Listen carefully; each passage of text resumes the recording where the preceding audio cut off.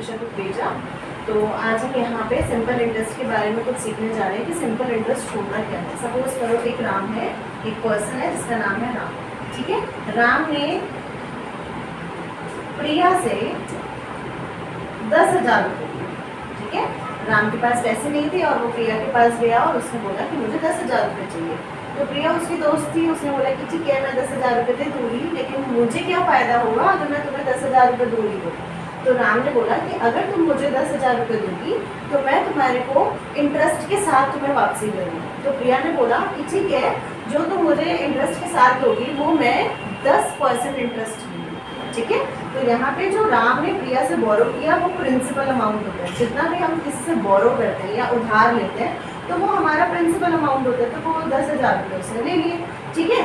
और इसने उसको बोला था कि रेट ऑफ इंटरेस्ट जो मैं तुम्हें दूंगा वो 10%, जो कि प्रिया ने उसको बोला था मैं 10% के अकॉर्डिंग दूँगी। राम ने प्रिया से 10,000 रुपये लिए 10% के अकॉर्डिंग दिए, लेकिन प्रिया ने पूछा कि तुम मुझे दोगी कब तक, मुझे अभी तो तुम दे नहीं रहे हो, तुम्हारे पास तो खुद ही पैसे नहीं है, तुम मुझसे ले रहे हो, ठीक है। 10% भी है तो तुम मुझे बताओ कितने टाइम के लिए दोगे, कितने टाइम बाद तुम मुझे पैसे दोगे।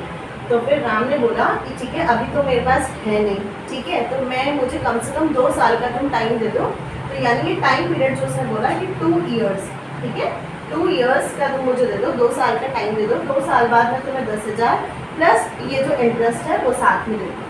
तो अब प्रिया ने बोला कि मुझे कैसे पैसे दोगे, एक तो तुम्हें 10,000 देने हैं, ठीक है, और तुम रेट ऑफ इंटरेस्ट 10 के अकॉर्डिंग दोगे और टाइम कितना है 2, तो यानी ये आपका उसने बोला अपॉन 100। अच्छा ये अपॉन 100 मैंने क्यों किया, रेट ऑफ इंटरेस्ट था 10%, तो 10 अपॉन 100 हो गया और ये हमारा 2 ईयर्स के लिए, तो उसे 10,000 10 इंटू 2 अपॉन 100 करते हैं, ठीक है।